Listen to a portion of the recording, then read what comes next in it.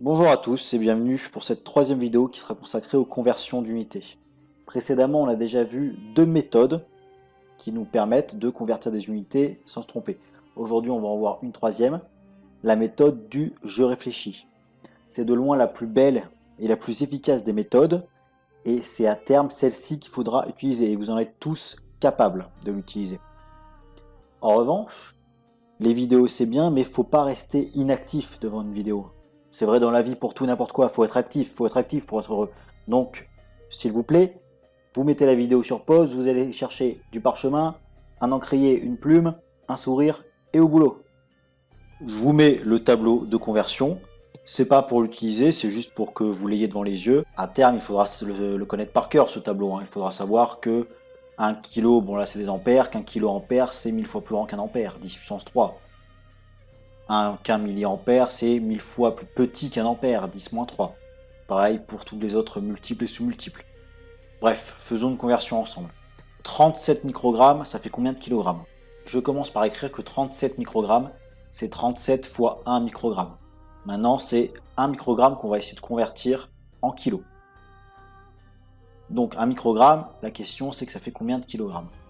Là, je regarde mon tableau et je me pose des questions. Je me demande, eh bien, qu'est-ce qui est plus petit ou plus grand, 1 microgramme ou 1 kilogramme? Il faut combien de kilogrammes pour faire 1 microgramme? Sachant que les micros c'est 10-6, les kilos c'est 10 puissance 3. On peut essayer de décomposer. On peut se dire que 1 microgramme, donc 10-6, c'est 1 million de fois plus petit qu'un gramme. Et un gramme, c'est 1000 fois plus petit qu'un kilogramme.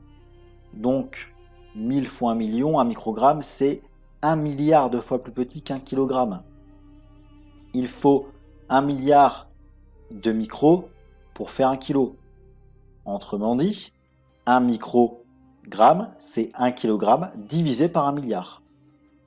Écrit autrement, 1 divisé par 1 milliard, ça s'écrit comment? Eh bien, 1 divisé par 1 milliard, ça s'écrit 10 puissance moins 9.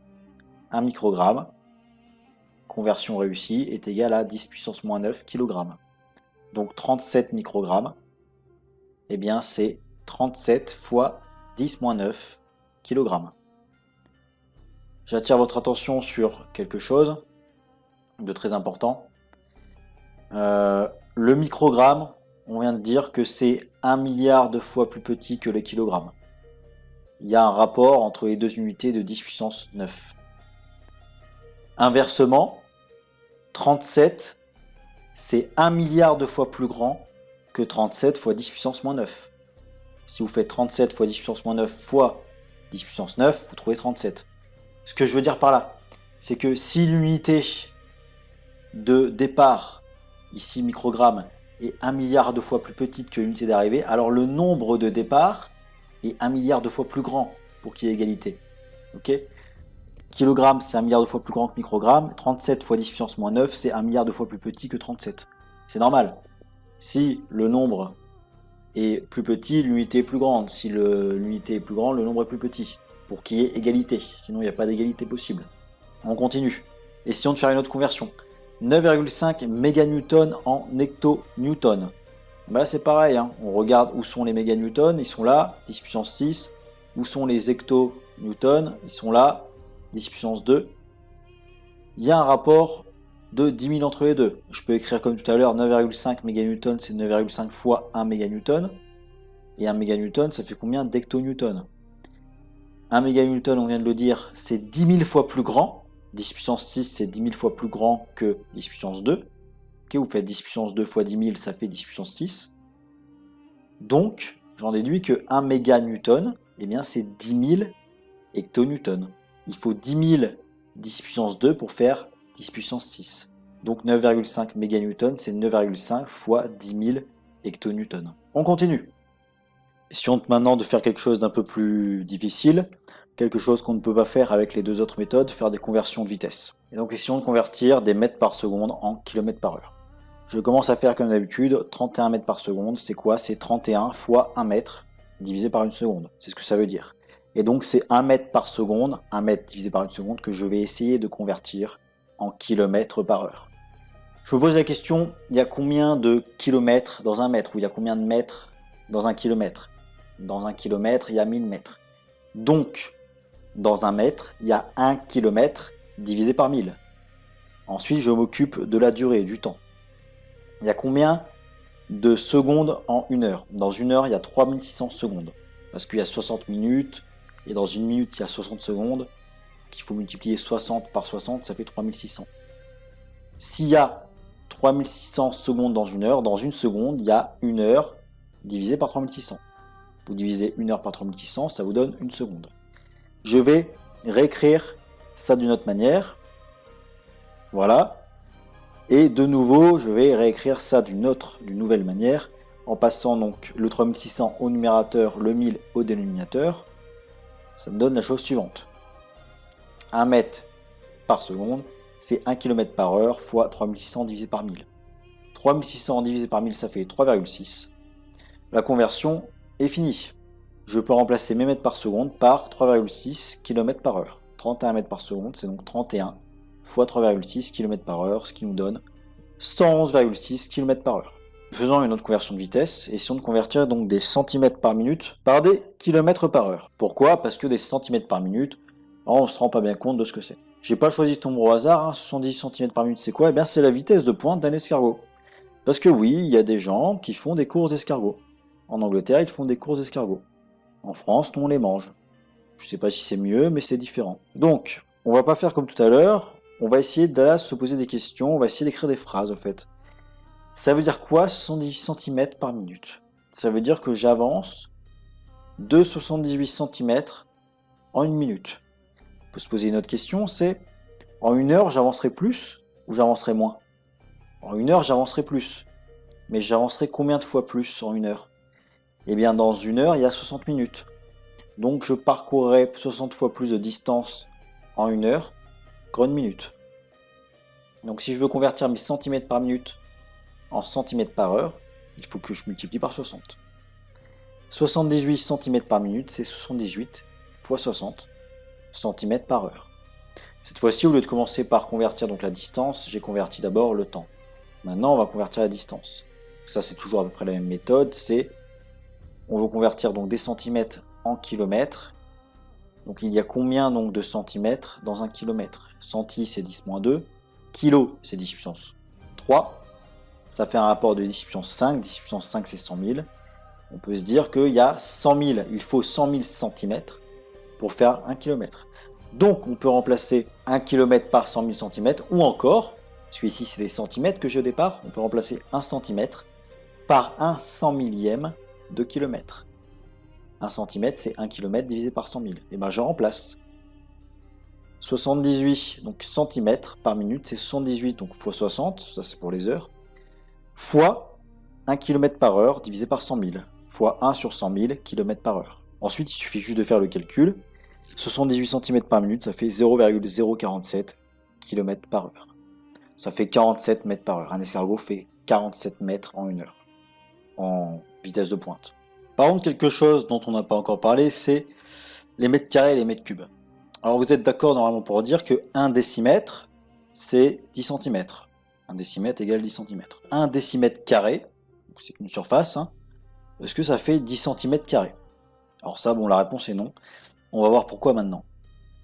Donc ça, c'est une grille et chaque petit carreau fait 1 cm de côté.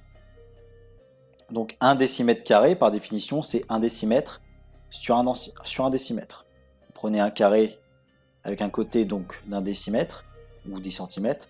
Ça vous fait donc que la surface du carré fait 1 décimètre carré. C'est une définition. Quelle est la définition d'un centimètre carré maintenant? Eh bien, un centimètre carré, c'est pareil. C'est 1 cm sur 1 cm sur 1 cm. Et donc, est-ce que dans un décimètre carré, il y a 10 cm carrés? Non, parce que 10 cm carrés, au fait, ils sont là. Sur une seule ligne, vous avez 10 cm carrés. Donc, il y a 10 lignes, 10 colonnes, 10 x 10, 100. Si vous pouvez compter tous les petits carreaux, dans un décimètre carré, vous avez 100 cm carrés. Ça, on peut le voir d'une autre manière. Un décimètre carré, c'est quoi? Un décimètre carré, c'est 1 décimètre fois 1 décimètre. C'est ce que ça veut dire, le carré. Hein. Et un décimètre, c'est quoi? Un décimètre, c'est 10 cm. Donc un décimètre carré, c'est 10 cm fois 10 cm. 10 x 10, 100. 100 cm². On peut faire exactement la même chose pour les volumes. Alors là, je vais pas faire de graphique, faudrait faire une figure en 3D. Je vais pas m'amuser à faire ça, hein. Mais on peut décomposer. 10 mètres cubes, ça fait combien de millimètres cubes? Eh bien, 10 mètres cubes, c'est quoi? C'est 10 fois 1 mètre, fois 1 mètre, fois 1 mètre. Dans 1 mètre, il y a combien de millimètres? Dans 1 mètre, il y a 1000 millimètres. Donc 10 mètres cubes, c'est 10 fois 1000 millimètres, fois 1000 millimètres, fois 1000 millimètres. 1000 fois 1000 fois 1000, ça fait 1 milliard, fois 10, 10 milliards. Donc 10 mètres cubes, c'est 10 milliards de millimètres cubes. Autre chose, essayez de convertir donc des watts par mètre cube en microwatts par kilomètre cube. On complique un petit peu, c'est normal. 0,25 watts par mètre cube, ça correspond à quoi ça? Ça correspond à peu près par la puissance volumique que fournit notre Soleil, en moyenne. Le Soleil fournit environ, libère 0,25 watts par mètre cube en moyenne. C'est pas énorme du tout, hein, mais heureusement, parce que le Soleil est très volumineux, donc s'il délivrait plus, on serait tous morts. Et en plus, s'il délivrait plus, eh bien le Soleil n'existerait sûrement déjà plus. Ce qui fait que le Soleil a une grande durée de vie, c'est justement qu'il fournit pas beaucoup de puissance par mètre cube. Bref, faisons une conversion. 0,25 watts par mètre cube, je peux écrire ça de la manière suivante. 0,25 watts par, entre parenthèses, 1 mètre, fois 1 mètre, fois 1 mètre. C'est ça, 1 mètre cube. 1 mètre, c'est 1000 fois plus petit qu'un kilomètre. Donc à chaque fois que j'ai 1 mètre, je peux le remplacer par 1 kilomètre divisé par 1000. Donc 0,25 watts par mètre cube, c'est 0,25 watts par 1 km divisé par 1000 fois 1 km divisé par 1000 fois 1 km divisé par 1000. Je peux écrire ça de la manière suivante, 0,25 watts par mètre cube, c'est 0,25 watts par kilomètre cube divisé par 1 milliard. 1000 fois 1000 fois 1000, ça fait 1 milliard. Le 1 milliard, je peux le ramener au numérateur, donc 0,25 watts par mètre cube, c'est 0,25 fois 1 milliard watts par kilomètre cube. Ensuite, il ne me reste plus qu'à transformer donc les watts en microwatts. Donc watts en micro, donc ça, il faut savoir que 1 watt, c'est 1 million de fois plus grand qu'un microwatt. Donc je peux écrire que 1 watt, c'est 1 million de microwatts. Je change 1 watt en 1 million de microwatts. Donc 0,25 watts par mètre cube, c'est égal à 0,25 fois 1 milliard fois 1 million de microwatts par kilomètre cube. 1 milliard fois 1 million, c'est 10 puissance 15. J'ai pas envie d'écrire 15 zéros. Donc 0,25 watts par mètre cube, c'est 0,25 fois 10 puissance 15 microwatts par kilomètre cube. Cet exemple-là, précisément, je vous conseille de le refaire par vous-même. Vraiment, mettez la vidéo sur stop ou faites-le un autre jour, peu importe, mais essayez de le refaire par vous-même. Passons, eh bien, on va s'exercer maintenant. Je vais vous donner plusieurs conversions à faire. Des gigavolts en volts, des nanovolts en centivolts, des litres en hectolitres, des mètres par seconde à convertir en décimètres par seconde, des grammes en kilogrammes, centimètres carrés en mètres carrés, et alors ça c'est le top niveau, convertir des joules fois des kilogrammes par décimètre cube en kilojoules fois des gigagrammes par hectomètre cube. Alors ça, celui qui réussit ça et qui est dans ma classe, je lui offre en janvier une couronne. Je finirai par vous dire que les vidéos c'est bien, mais pensez aussi à lire des livres si vous avez l'occasion d'en avoir, si vous avez l'occasion d'avoir une bibliothèque pas loin de chez vous, lisez des livres. Les vidéos c'est bien, mais c'est juste un plus, il faut lire des livres. Et sinon, eh bien, au boulot, et je vais vous afficher les réponses.